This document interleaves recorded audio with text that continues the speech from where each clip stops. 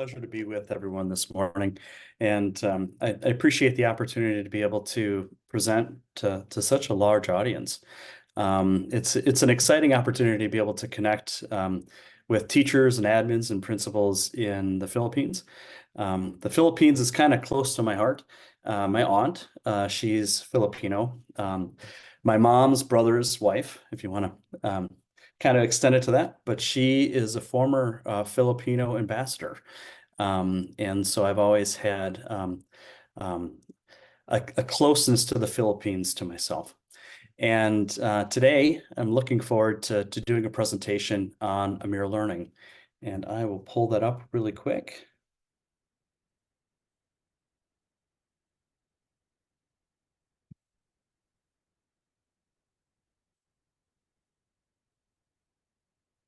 All right, are you able to see my screen? Okay, great.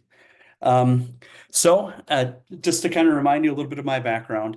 Now, my name's Peter, and I've been in ed tech now for about 20 years. Oh, geez, it really makes me feel old when I say that. Um, and I've done everything from working with small ed tech companies to some of the largest education technology companies in the world. And I've had the pleasure to work hand in glove with some really interesting governments when they design their digital strategies to be able to help them procure and buy things and to be able to map out where they're going to go in the future. And I've got to say, I'm going to start out today's message with a little bit of a bleak message, and end it with some hope and some exciting stuff that even the guys at C&E haven't seen yet. So that's going to be our journey together today. So we're going to start out looking at the literacy crisis around the world. And it's really sad to say that 70% and that should say 10-year-olds, not grade 10.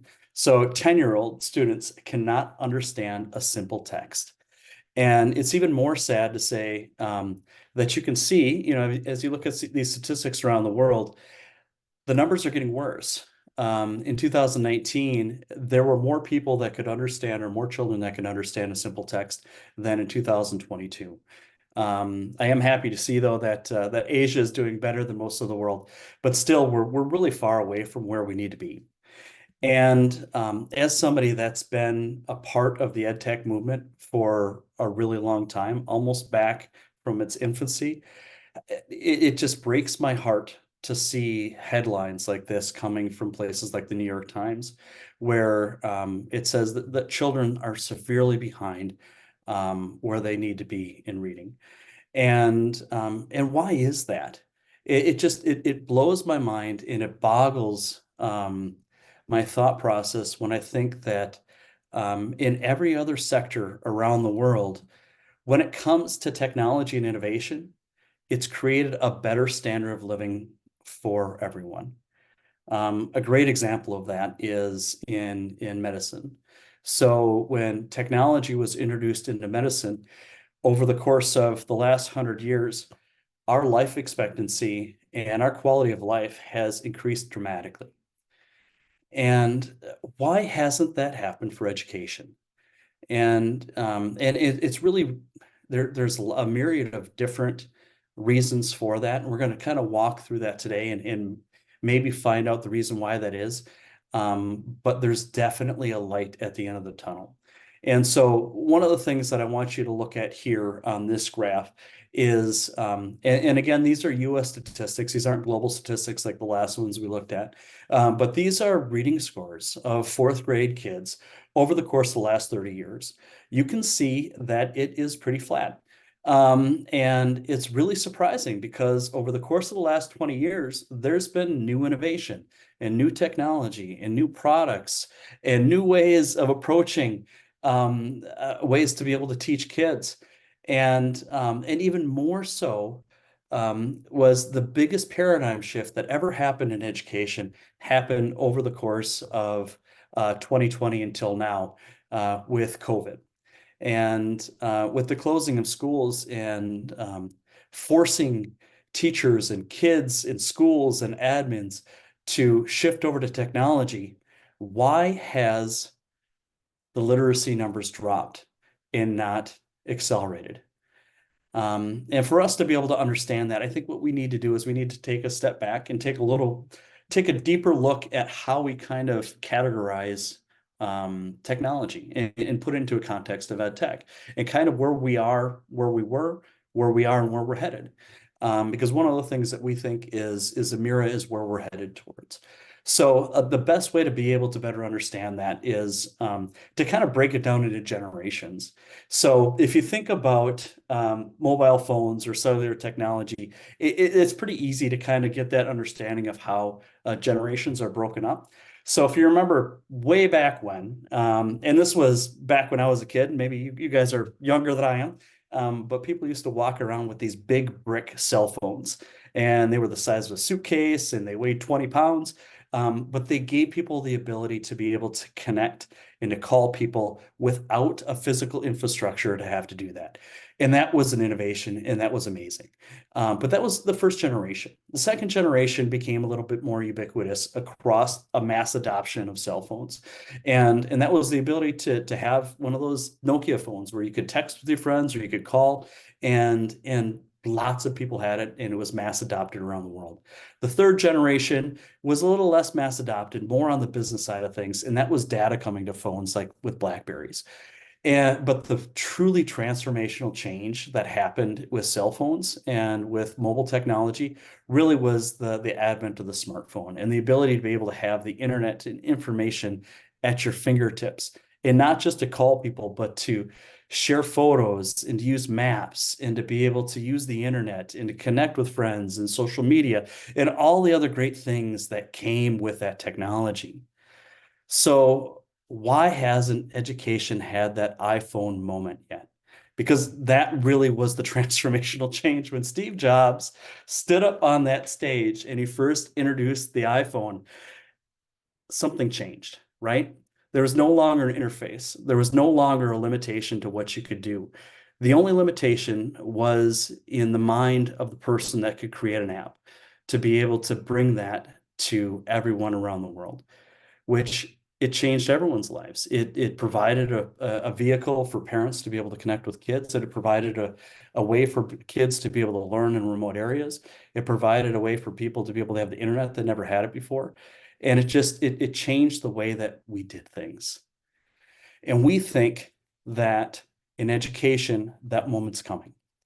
We've known for many, many years that the best way for kids to learn is for them to have a one-on-one teacher or a one-on-one tutor. But we've also known that that's just not practical, and it's not scalable, and it's not affordable. And you just don't have enough skilled teachers to go around for all the kids that need to learn. But that's changing. And one of the things that's changing that is the technology that's available.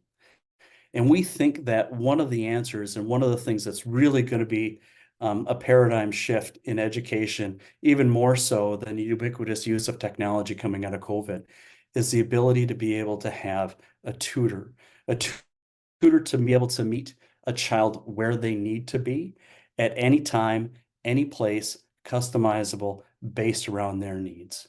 And one that gives the ability for the teacher to become the pilot and to be able to control the classroom, but still have that one-on-one experience for the child. So if we take a step back and take a look at the different generations in education technology, and some of these things might be familiar to you, you might be using in their classroom, and there's no judgment, right? Because these are things that I've worked on, and these are things that I've used in classrooms myself. And so I just want to kind of go through that evolution to kind of see where we're headed, right? The first really is the first generation that we think of in ed tech is digital paper, right? And that's just taking something that's physical, whether it's a book or it's an assessment, multiple choice test, and just making it digital. Think about your digital book reader or your digital test or assessment or whatever that might be. But really, it's just replicating what was always done in the classroom on physical paper and doing that digitally, which is great. But it did caused the teachers to have to do more. It caused an increase in expense because you had to have devices. And it really didn't change any pedagogical approaches. Generation two was a leap forward, definitely. But still, it had some challenges. And that is the ability to be able to have some sort of formative assessment or a diagnostic test for each child to be able to better understand where they were, and then give them some custom content or adaptive content to be able to meet the needs of where they are. And some examples of that are math programs like Dreambox, or there's some reading programs like iReady. But again, a lot of that relied upon the teacher to have to take the results of whatever that test was and to have to actually assign that to the student.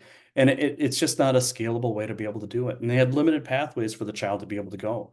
And some of the research coming out, what we're seeing is the effect size for generation number two really doesn't have much more of an effect than generation number one.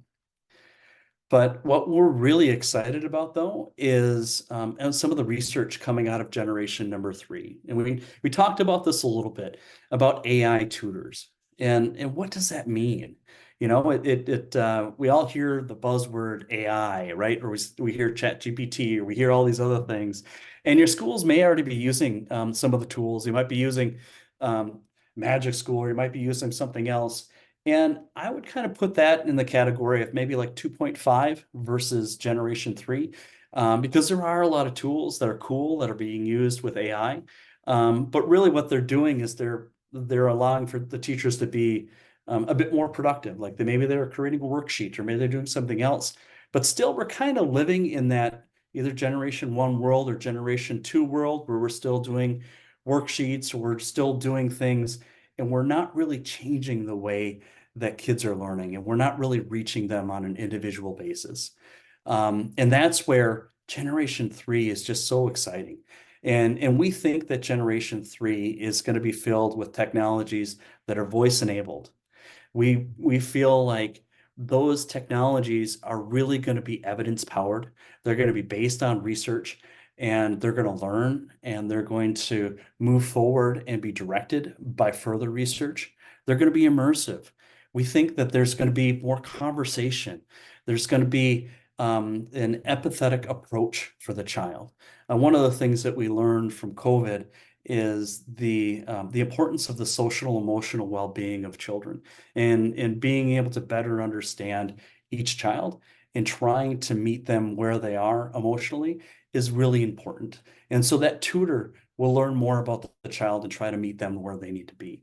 It'll also be self-improving, so it'll learn, and it'll be able to help the algorithms be able to be more refined so that they can meet that child better with where they're at. So one of the interesting things are, you know, we talked about generation one, generation two, and generation three. This is kind of that laid out with research. So last year, the State Department of Utah, or the Department of Education, which is it's a state in the western half of the United States. They went out and they did a research study through one of the universities of all the reading applications that were being used in Utah's classrooms, and they were able to use their high stakes tests, both at the beginning of the year and the end of the year, to be able to show an effect size. And what they found were those generation one and generation two reading programs really didn't have a different impact than just having a teacher, or not really having a program there at all. They also had a sample size where each child had a one-on-one tutor in addition to their standard classroom teacher. And that showed an effect size of 0.4. And what that means is that that child that had the one-on-one tutoring on top of their day-to-day classroom teacher, they grew at roughly 6 months more than a child that just had a standard teacher, or that was using one of those other programs. So if they both were in second grade, the child with one of the other technology programs or just a teacher would be at third grade at the end of the year. That other child would, with the one-on-one tutor, would be at third grade plus 6 months. And what they found coming out of that study is that the use of Amira actually had a higher effect size than a one-on-one tutor when it was implemented at 30 minutes per week, which is pretty amazing. This is really the first time that education technology has moved the needle and had an effect size at or above that of human tutoring, which is pretty amazing. So what does that mean? Well, and one thing too I want to add before we kind of get into Amira, which is really interesting for your students. In some of those same research studies, what they found was, especially in reading, when kids are multilingual learners, they actually grow at almost double the rate of English first learners, which is a pretty amazing result. And we'll see where we see that time and time again in research studies. There's been about 100 different peer-reviewed research studies that show some of the same results. So, Amira, what is it? I've been talking about it. I've been talking about generation number 3. I've been talking about research, effect size, all these different, kind of high level thoughts. Like, what does it actually do? Well, Amira, who is in the center of our screen there, she looks pretty young, but she's pretty old. This is actually something that came out of Carnegie Mellon University starting in 1993. So there were some researchers that were doing some studies around one-on-one tutoring because it's been known for a very, very long time that the effective nature of one-on-one teaching or one-on-one tutoring is the best way for kids to be able to learn. And they thought that they would be able to replicate that with technology.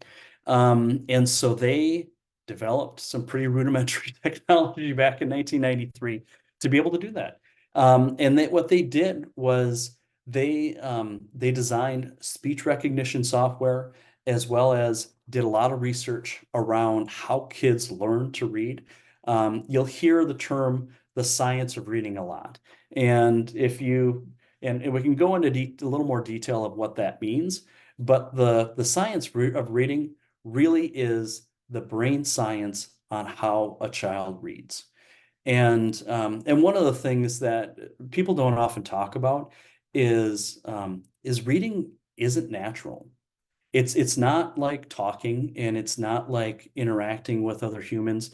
It isn't something that we've been doing as a society for a million years, like we've been doing with communicating with voice and with words and everything else that we do as a part of a society. Reading has only been around, or mass adoption of reading has only been around for a couple hundred years.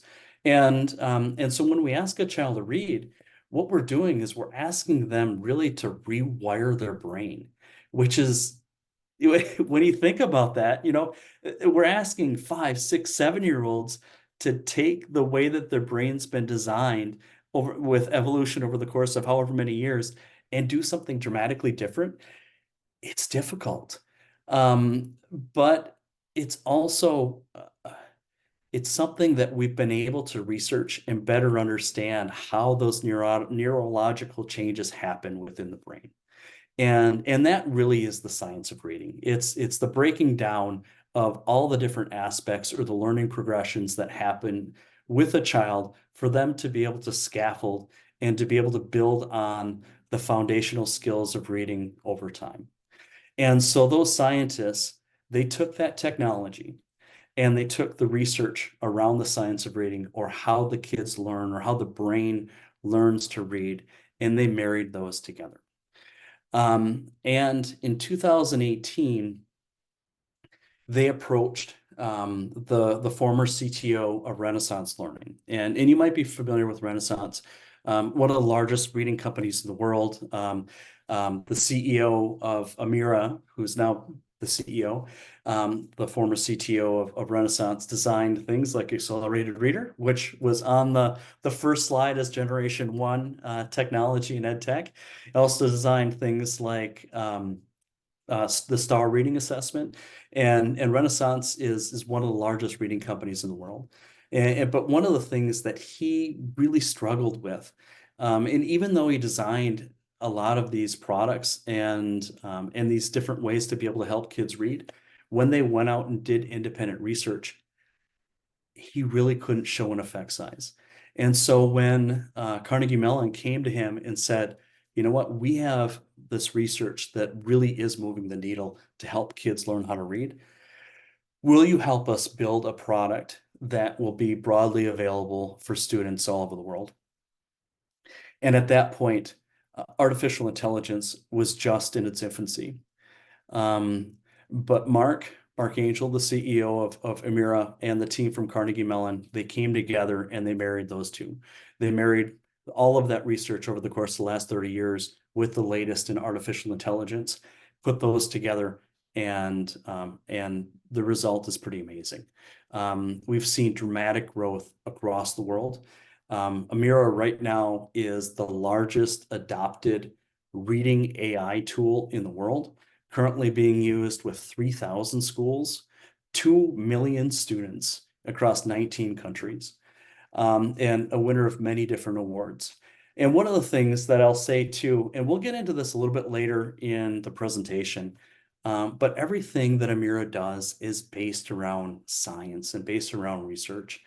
We're not a company that just does things because it would be neat. There's a lot of technology companies out there like, oh, wouldn't it be neat if you did this, or wouldn't it be neat if you did that? If we're going to add a feature, or if we're going to innovate, or if we're going to add something else, you know that it's based around research and that it's going to help your kids. And we'll get into kind of the next level of that, which is pretty exciting. But how does Amira work? So Amira starts out by listening to a child read aloud. And that's done through a diagnostic assessment as well as a dyslexic screener. Amira then assesses mastery, levels the child, and then breaks out the skill sets of the child in the different areas of the science of reading for the teacher to better understand where that child is. And then following that, the Amira listens to the child read and then delivers personalized tutoring as well as individualized interventions based around the science of reading and based around 63 different micro interventions that are built on the fly. And we'll get into kind of some of the technology, but it's really cool because again, the artificial intelligence that's used to drive Amira is a bit different than you'll see in other products because it's dipping in and out of different types of innovations along the way to be able to make sure that we have the best product that supports the research. So I've talked a lot, and what I'll do now is I'm just going to show you Amira in action. First of all, I'm going to show Amira working with a younger child, maybe around 6 or 7 years old, and then we'll look at an older child around 10 to 12 years old, and then I'll come back and we'll talk a little bit more.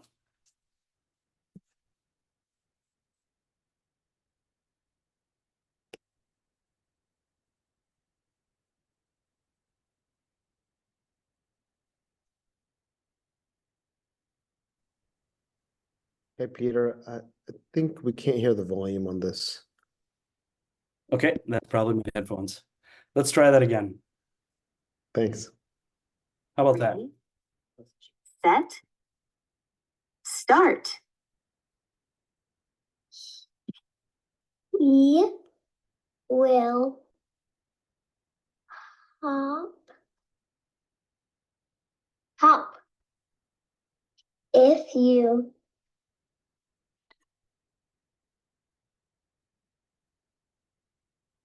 sing.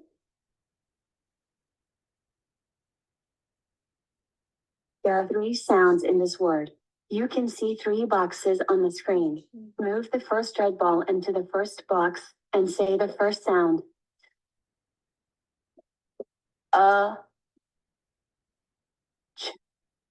Now put those sounds together and say the word. touch. Super. Let's keep going. He will go away. He is soft.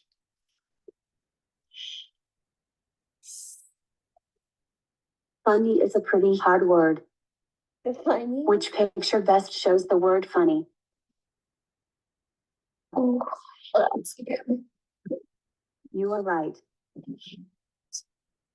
John just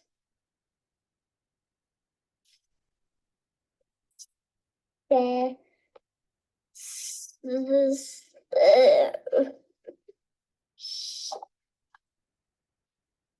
Let's go to work on stay.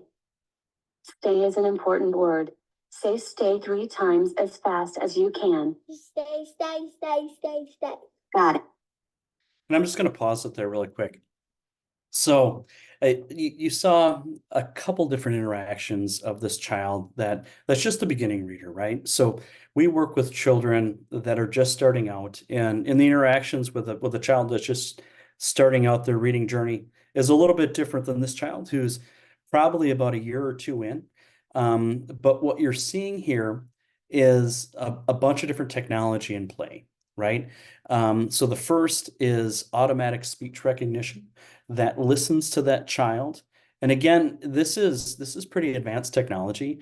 We've had to train the product to be able to make sure that it can understand struggling readers, young readers, readers with a bunch of different accents, and also in an environment that might be loud, right? And so what we like to say is that Amira can hear the child read in the same way that if you were having a conversation with a child or with another adult and you can hear them when they're talking, then Amira or the artificial intelligence can probably hear the child, which means that you can, in a lot of settings, you can use this without headphones in a very noisy environment. Then you may want to have headphones and a microphone for a child. But the second type of artificial intelligence that's being employed here is something called reinforcement learning. And if you don't know what that is, it is some pretty cool technology. It's the same technology that they use in self-driving cars, where a car needs to understand, okay, up here I need to take a right.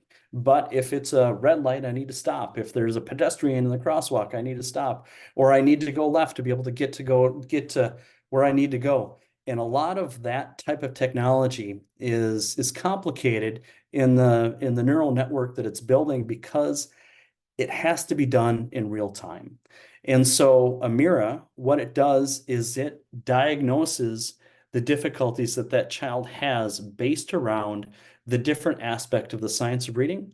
And then it dips into one of those 63 different elements or micro interventions, and then dynamically builds one based around the content of the story, which is pretty amazing because it's all done in real time. One of the things that is really, really important is the flow of the conversation of the child, right? So as the child's reading, that intervention needs to happen just as if an adult's having a conversation and being able to build up the confidence of that child as they're reading. And so the next, we're going to look at an older child, and we might skip through a little bit, but you'll kind of get the gist because, again, you know, as a younger child might have something like an Elkanon box, like we saw at the beginning when the child had difficulty pronouncing a word, or even some of the phonics, like in stay, which is up on the screen right now. The interventions for that older child are a little bit different, maybe when it comes to background knowledge or difficulty in sounding out a complicated word or comprehension. The skill sets for each child, again, those learning progressions are going to change over the course of time and they build upon each other. And again, that all comes back to that research that's been going back to 1993 and all the other research that's coming in from our advisors on from the science of reading. So we will skip ahead to the 4th grade student. Welcome back. Please wait while I check a few things. Would you like to start? Bulls dash across the field. Saber-toothed tigers run from hunters. A person watches the sunrise. People have painted their hopes and dreams on the walls of canvas for thousands of years. Here's a fun fact for you about the word caves. There are more caves in Kentucky than anywhere else. Now you try reading this word. Caves. Now I'm just going to pause there really quick. So one of the things that you notice, and people sometimes point this out, they say, "Well, geez, in a lot of the books my kids read, there's pictures and there's all these other neat things that are going on." In the research within the science of reading, one of the things that they say is, as a child is reading, they should focus on the words and they should build those and be able to build on those like a foundation. And so even though the books that we ingest into the product have pictures within them, we don't want that to distract them from reading. But that doesn't mean that those types of reinforcements aren't used within the microinterventions. And again, you can kind of see how this is a little bit different than and some of the other approaches that you might take. So one of the things that the child did here was pronounce the word or read the word caves as canvases, which in the old world of reading, in guided reading, they might have used context clues to come up with the word canvas, when really the word is cave. And we want that child to be able to sound that out, to be able to understand it, and be able to tie it back to imagery, to be able to read that word going forward. And that's one of the reasons why this intervention has been selected and built dynamically for this individual child. But we'll take a look at another intervention for an older child here in just a second. Super. These and other objects to the caves in Spain and France. These paintings were made by Stone Age people in prehistoric times. They show deer, mammoths, horses, and people. Some show hunting scenes. Some just show humans' hands. Native Americans also painted on cave walls. You might have said humans instead of human. Be careful not to add us at the end. Now you say the word. Human. Welcome back. And again, Amira is always that supportive person. One of the things that is interesting about reading, but it's a very personal process, right? And a lot of children are sometimes embarrassed by mistakes that they might make while reading in front of somebody else. And that's one of the neat things about Amira, and you kind of saw in that last interaction, is the ability for her to take that intervention and make it a positive, and be able to support that child as they're reading, which isn't always the case if a child's reading in an open environment in front of an entire class. But that's kind of the magic of having your own personal tutor. That's technology that doesn't judge you. So let's move on from there. And again, we talked a little bit about the technology stack. I'm not going to spend a lot of time on this because it's a little bit complex. But Amira is unique, right? And that's kind of why I put it in the category of Generation 3. A lot of the artificial intelligence that you might see coming from ed tech really is a wrapper around ChatGPT, or just a special prompt generator to be able to get something back from it. Amira's different, right? There are lots of different artificial intelligence artificial intelligent tools that are used along the way. So we talked a little bit about speech recognition. We talked a little bit about reinforcement learning, which is the self-driving car aspect of it. We haven't got into the LLM side of things, the large language model.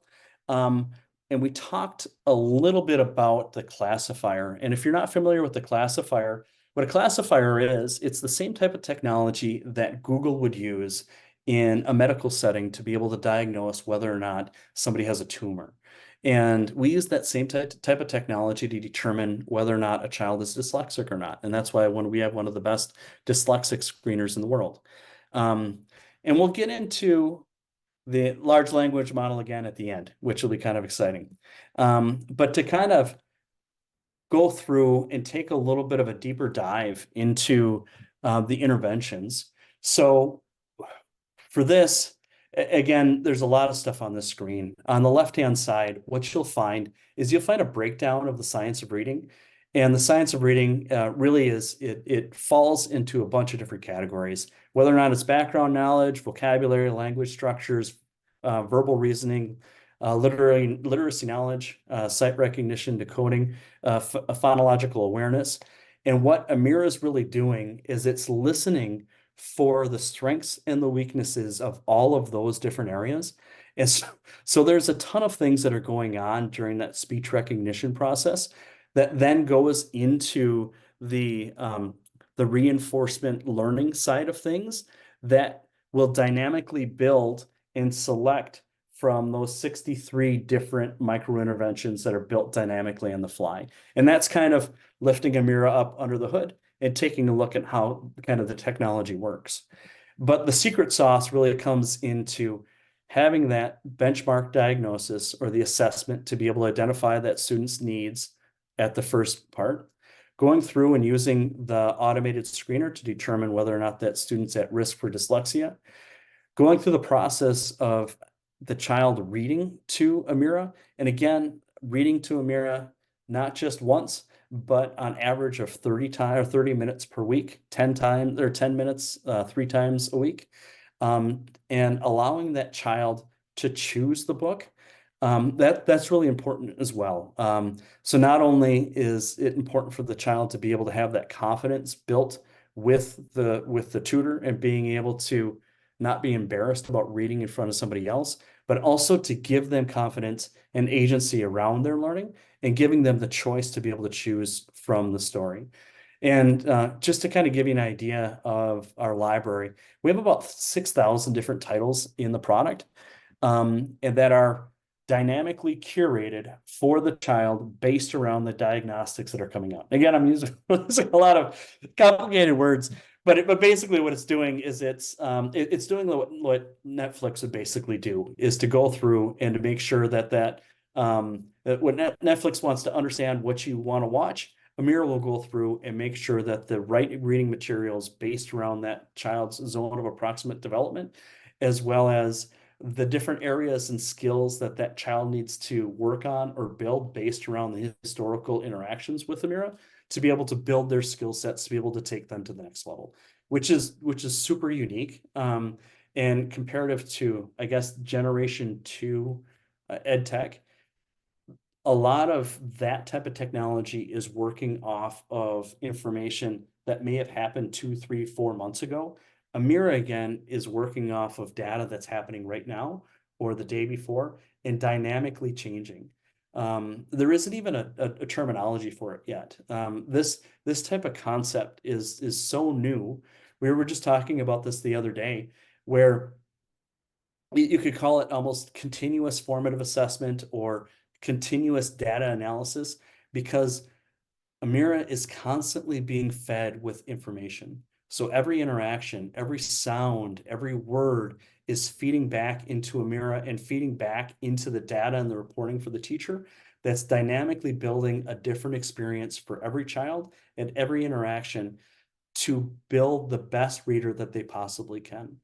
And one thing I didn't talk about too in some of the technology stack is we use some areas of game theory. And so if there's any people that are out here that are interested in games and how people build like video games, one of the things that Amira does is that it will constantly challenge the child with the text and with the stories that are presented to the child.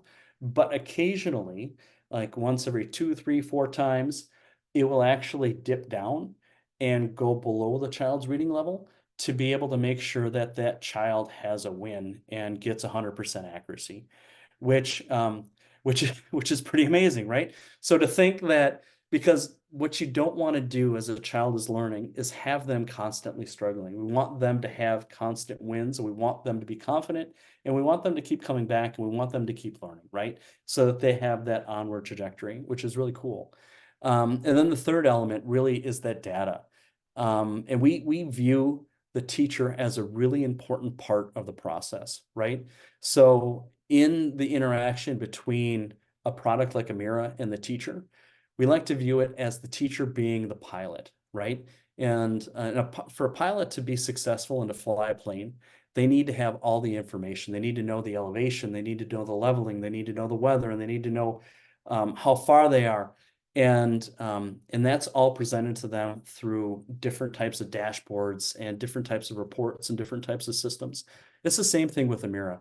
So everything that is recorded for the child is presented back to the teacher, and in a way that they can consume it and can better understand it.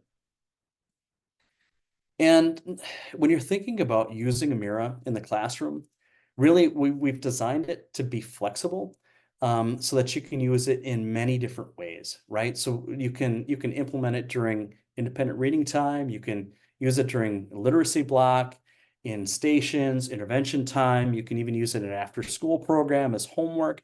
And I know one of the things in the Philippines that is being tossed around is having kind of a catch-up day at the end of the week.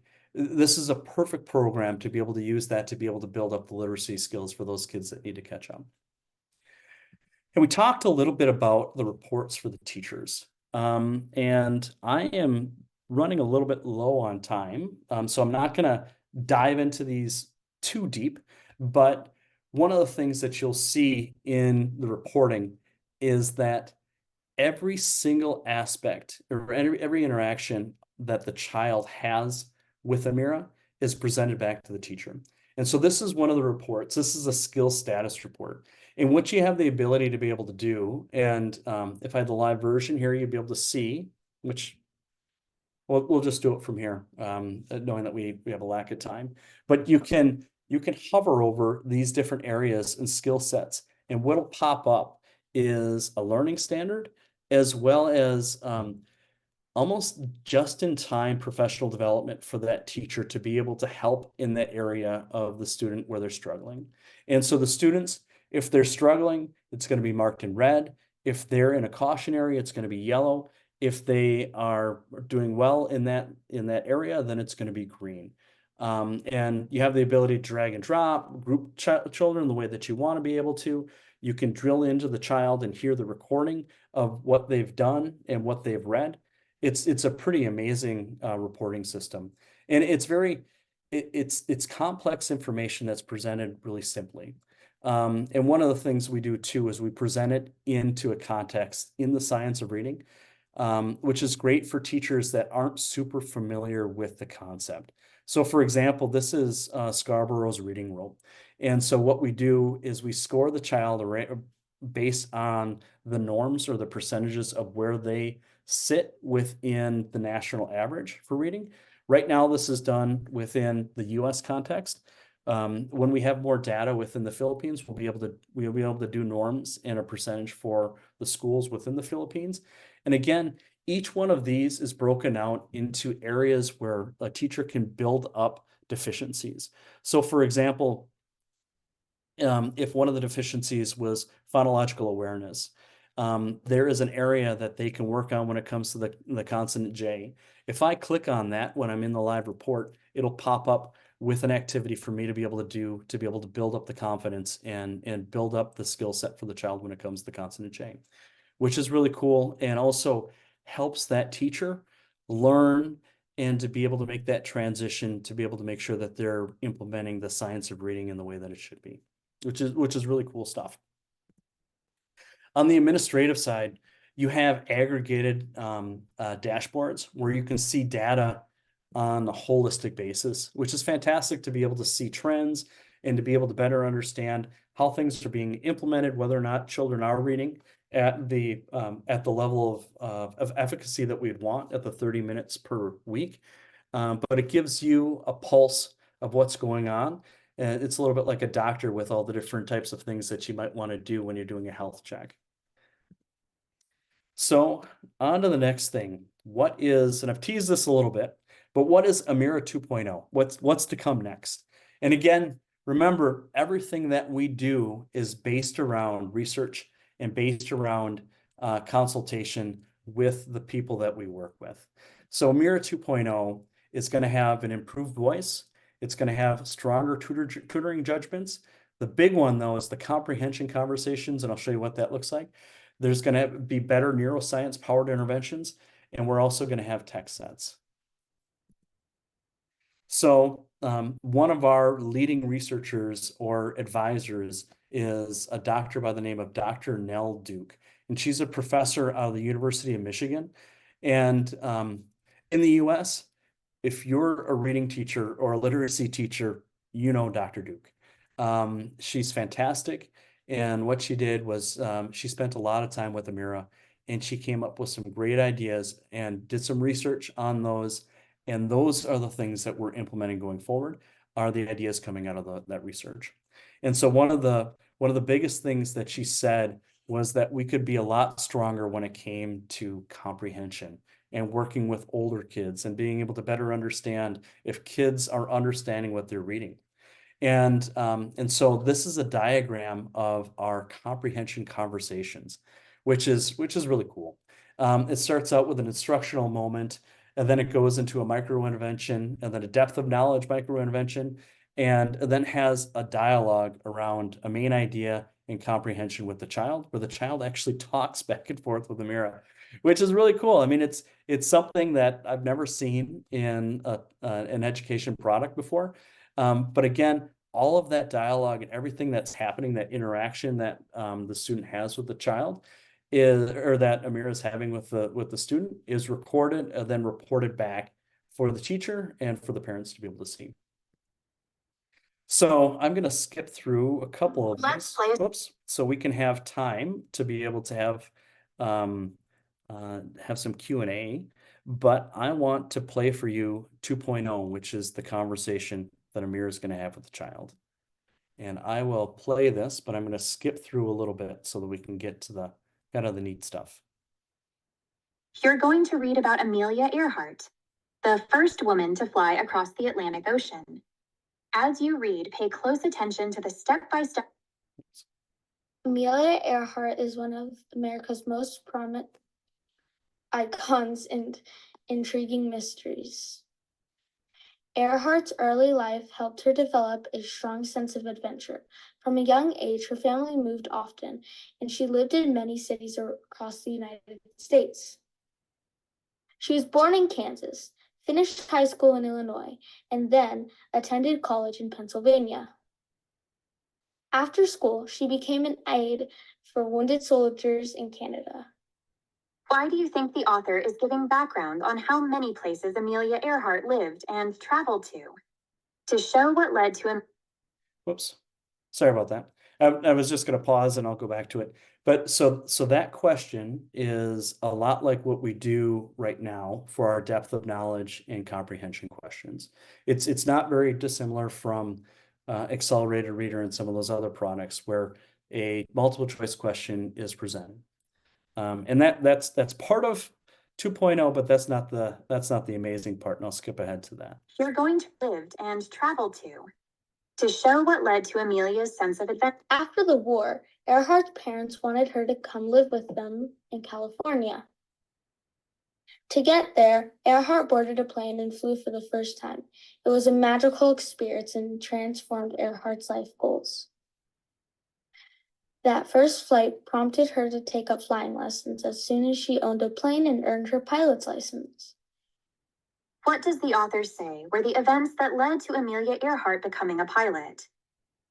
She went to visit her parents in California and had to take a plane to get there. You're right. The author did tell us that Amelia Earhart had to fly to California. What does the author say about why that flight made her want to become a pilot? Because the text said it was magical and that she wanted to take up flying lessons. Great job thinking about how one event in Amelia's life led to another event that in the end caused her to become a flyer. Let's get back to the story. At this point in history, passenger airplanes were still very new. Earhart, now famous as a flyer, was chosen as the first woman to fly across the Atlantic Ocean. Whenever she landed, she solidified her place in history as an international star. What is the main thing you learned from the story? How Amelia Earhart became an international star by flying the plane across the Atlantic Ocean. Thanks. The author did say that Amelia Earhart became a famous pilot. What does the author tell us about why Amelia became a great flyer? Because she loved adventure and loved to fly. I'm just going to pause it there. So as you can see, the child is having an authentic Socratic dialogue with Amira, and using in their own words, and they have the ability to be able to type it out if they want, but they can just speak in their own natural language and talk to Amira about what they just read, which is dramatically different than just answering a multiple choice question. I think about my son, who's now 12, but when he was in third grade, he read Harry Potter, and I was so proud of him. And it took him probably 2 months to read it, right? And afterwards, as a reward, I let him watch the movie, and he did that the day before he took the accelerated reader test. And when he took that test, he failed, because accelerated reader was designed to make sure that the kids couldn't watch the movie and pass the test. Even though he could talk about that book for days on end, he did not get the points and he did not get the credit. And as a reader, it was something that he worked on for months. And I think about that when I see this, and I see about the next iteration of Amira. And I think about how powerful it's going to be for those children that are building up their reading skills, and now in their own authentic voice, like my son, his own authentic voice, would be able to talk about the experience that he had and in the book that he read, coming from his heart, right? And not from a multiple choice question that's there to potentially trick him. And that just makes me happy, right? It just makes me feel good that the kids are going to be able to do this. We're going to be able to extend this, and we're going to be able to help kids even older than they are right now with the ones that we're able to help. So with that, I'm going to leave you with a couple takeaways. So Amira, it's effective. It's been proven in multiple different evaluations and case studies, over 100 peer review research projects. It's based around reading and neuroscience, and it's aligned to the science of reading. It's simple. That's one of the things that I think is amazing, is there isn't a lot to it, right? Amira just listens and assesses and gives the data to the teacher, and the teacher is able to easily implement and just in time be able to learn about what they need to do to be able to better support that child in the science of reading. It's engaging for kids. I was actually using it for one of my younger kids today, and Amira is dancing all over the place, and it's good fun. It's accessible anytime. You can use it with your kids on their smartphone, on their iPad, on their Chromebook. You're able to generate pretty rapid results. I'd be surprised if you didn't see pretty dramatic gains within the first 3 to 6 months. And you can, everything is continuously updated, right? The data, the infrastructure, all of that is all happening in real time. And you're able to administer the dyslexia screener, which is pretty unique to this product. You don't find that in many formative assessment when it comes to reading. And really, it's a teacher's best friend, and it's their ability to be able to have a view into every child, which they really can't today. And with that, I'm going to leave you with one final slide, which I hope will give you guys hope from the bleak message that I had at the beginning. But those test scores, when it came to reading, they flatlined for so many years, but hopefully after the use of products like Amira, and hopefully for more to come in different areas within the curriculum and education, that those test scores will go up because of the third generation in ed tech. And with that, I think we'll open it up for question and answers.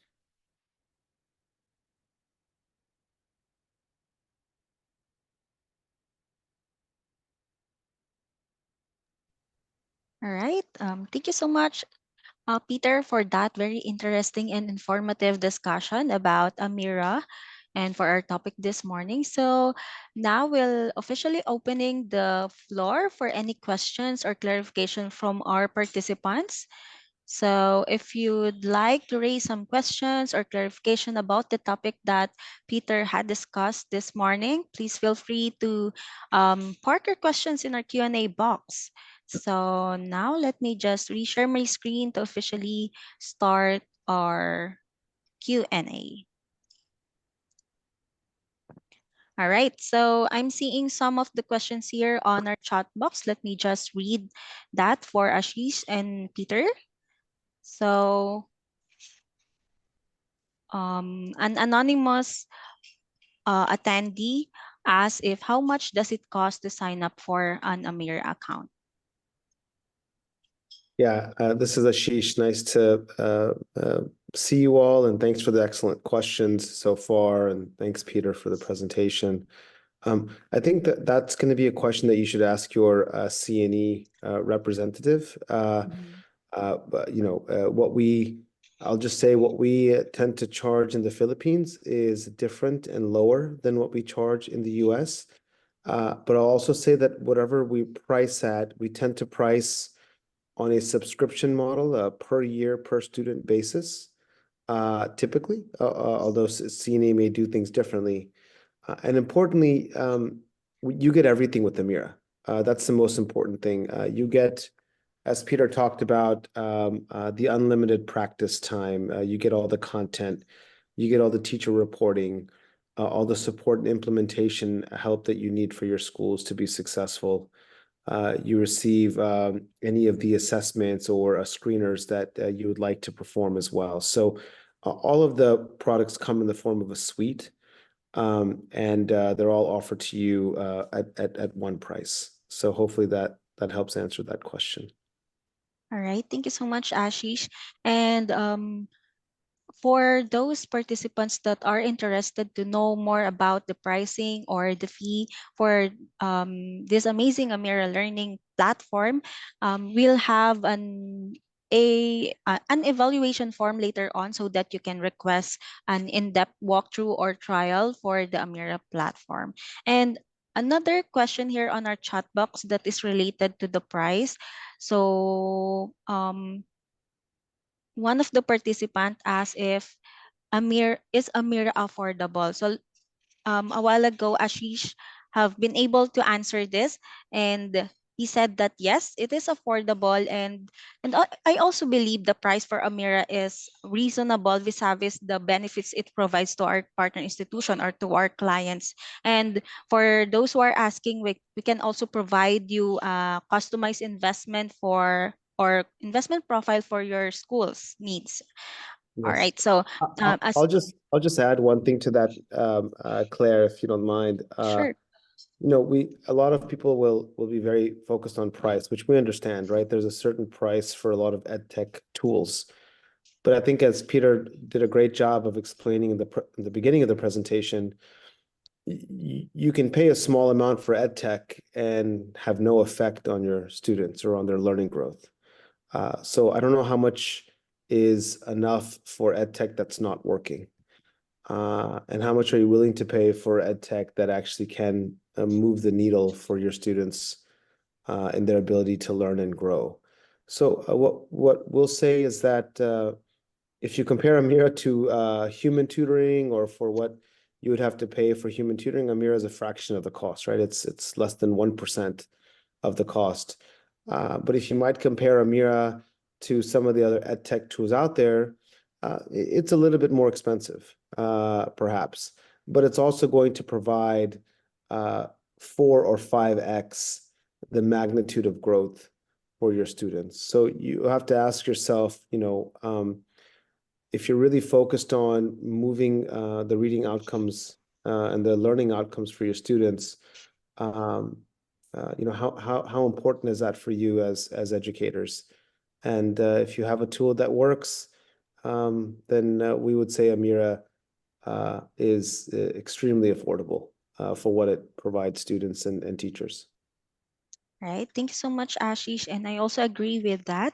Another question here on our chat box or on our Q&A box, an anonymous attendee asks if how can generative AI and current educational technologies be ethically utilized without losing the personal touch of teachers? Wow, that's a wonderful question, and I think the best analogy here is the MRI machine and some of the other tools that doctors might use that helps them become better doctors, right? Helps them diagnose illnesses in patients better, helps them with reading images. But the interaction that a doctor has with the patient, that social and emotional connection, is still extremely vital and important. So in that way, I think teachers, AI is not going to replace the social and emotional aspect that teachers are able to provide students, that ability to motivate and encourage, the ability to essentially reinforce certain skills that needs to be provided. So teachers, like any other profession, that's a qualified profession, that's you're working directly with other human beings. It's not going to go away. It's going to stay here for a very long time, and I would argue we don't have enough teachers.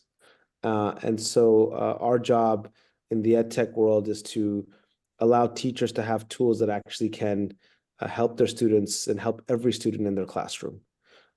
So right now, the problem is teachers actually are not able to have a personal touch with every student. If you look at a typical second or third grade classroom, you have students who can't read, you have students who are reading at grade level, and you have students who are reading above grade level. And it's impossible for teachers to be able to reach every student in the classroom. So my argument would be that a tool like Amira actually enables a teacher to actually have more personal touch with each student in the classroom than before. But it's an excellent question and a question that we should keep asking for any AI tool that's out there. All right. So thank you for that, Ashish, and thank you also to that attendee that raised the question. It's very interesting, and I would like also to share that these technologies that we have right now, I believe it's a great tool for us or for teachers to enhance more the learning inside the classroom, right? So, is there any more questions from our participants for Peter and Ashish?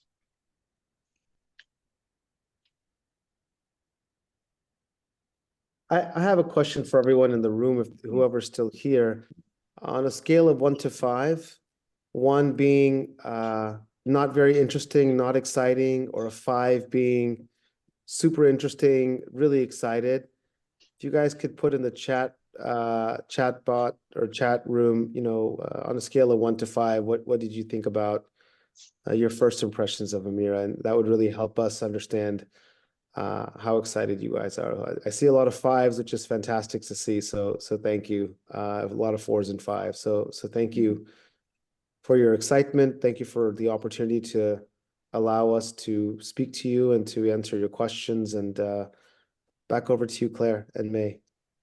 All right. So, yeah, I'm seeing lots of number 5s here on our chat box and number 4, and they seem to be interested to know more about Amira and to explore more about Amira. And we're also excited to share with you what are the other things that Amira can help you with your teaching and learning journey with your students. All right. So now, if there are no more questions, I would like to read a comment here from our participant, Ma'am Maricel. I really like Amira. It helps in my advocacy as school reading coordinator. Yun daw. She's a bit worried about the price, but I will fight for it. Thank you for that, Ma'am Maricel. About the price, let us discuss that more in our next um, page of our presentation this morning. All right, if there are no more questions, can I get a thumbs up if we're okay to proceed with the next part of our session this morning? All right, I'm seeing lots of thumbs up. Thank you so much, dear participants.